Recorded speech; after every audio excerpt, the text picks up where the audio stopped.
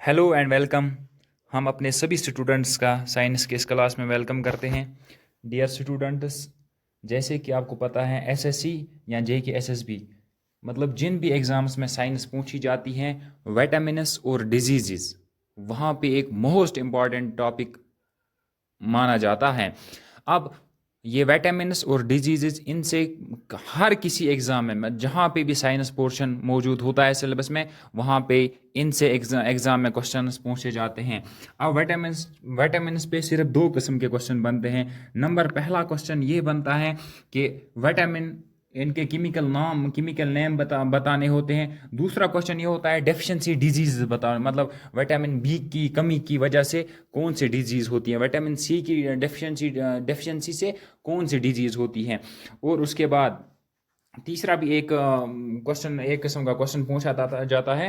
वो बहुत rare case में पूछा जाता है। आपको पूछा जाएगा कि बताओ वाटर सोलेबल विटामिन्स कौन से होते हैं और फैट सोलेबल विटामिन्स कौन से होते हैं। चलिए इस वीडियो में हम जानते हैं इनके बारे विटामिन्स के बारे में। आप अगर ये मेरा वीडियो कंप्लीट देखते हो, इसमें मैं जितनी बातें विटामिन के बारे में बताऊंगा तो वो मोर देन सफिशिएंट होगा किसी भी एग्जाम के लिए। विटामिन के बारे में इनसे इससे मतलब ज़्यादा तुम्हें जानने की ज़रूरत नहीं है। चलो चलिए स्टार्ट करते हैं। आप देख लीजिए यहाँ पे विटामिन्स दो किस्म के होते हैं। एक होते हैं वाटर सोलेबल, दूसरे होते हैं फैट सोलेबल।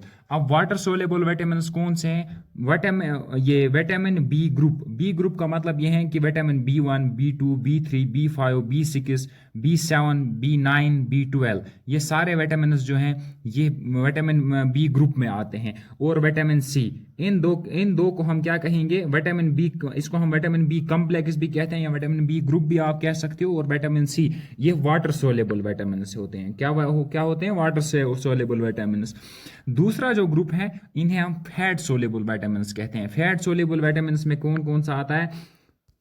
आप देख लीजिए विटामिन के, vitamin E, vitamin D, vitamin A, ये चार विटामिन जो हैं ये फैट सोलेबल विटामिन होते हैं। आप इस तरह इसको याद भी रख सकते हो, कीड़ा, KED या कीड़ा। ओके, होप कि आपको इतना समझ आ गया होगा। आप चलते हैं आगे। अब यहाँ पे ये स्लाइड आपके लिए मोस्ट इंपॉर्टेंट रहने वाली है। अब केमिकल नेम ये विटामिन का क्या है ये यहाँ पे लिखा गया है। ये भी एग्जाम में पूछा जाता है। अब देख लीजिए आप यहाँ पे, यही इस साइड है वाटर सोलेबल विटामिन, इस साइड है फैट सोलेबल विटामिन। अब देख लीजिए, सबसे पहले विटामिन B1 का केमिकल नेम क्या है? थायामीन है। विटामिन B2 का राइबोफ्लेविन है। विटामिन 3 का नायोसिन है। विटामिन 4 नहीं, विटामिन B4 नहीं होता है, विटामिन 5। इसके बाद पेंटोथेनिन।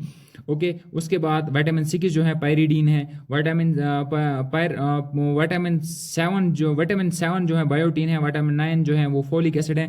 विटामिन 12 जो है कोबालामिन है। और विटामिन C जो है इसको एस्कॉर्बिक एसिड भी कहते हैं। उसके बाद विटामिन A जो है इसको रेटिनॉल भी कहा, इसका केमिकल नेम रेटिनॉल है। उसके बाद vitamin D calciferol, vitamin E tocopherol and vitamin K phylloquinone. Okay ये विटामिन 5 जो है पेंटोथीनिन है ये इसका केमिकल नेम। ओके, चलिए हैं अब आगे चलते हैं इनकी डेफिशिएंसी डिजीज पे। मतलब विटामिन ए की डिफिशिएंसी से कौन सी डिजीज होती हैं, विटामिन बी की डिफिशिएंसी से कौन सी डिजीज होती हैं, उनके बारे में जानते हैं।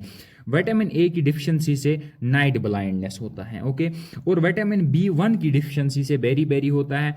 विटामिन B2 की डिफिशिएंसी से एरिबोफ्लेविनोसिस होता है, या आप कह सकते हो कि ड्राई स्किन भी इस डिजीज का नाम है। ओके, विटामिन 3 की डिफिशिएंसी की वजह से प्लेग्रा होता है। विटामिन B5 की डिफिशिएंसी की वजह से पैराथीसिया होता है। ओके, होप आपको इतना समझ आ गया होगा। अब चलते हैं आगे। नेक्स्ट क्या है? विटामिन 6 की डिफिशिएंसी से एनीमिया होता है। विटामिन B7 की डिफिशिएंसी से डर्मेटिसिस होता है, डिजीज है। विटामिन B9 एंड विटामिन 12 की डिफिशिएंसी से मेगालोब्लास्टिक एनीमिया होता है। विटामिन C की डेफिशिएंसी सिकरवी होता है। और विटामिन D की डेफिशिएंसी से रिकेट्स होता है। ये था आज के लेक्चर के बारे में। ओके, अल्लाह हाफिज़।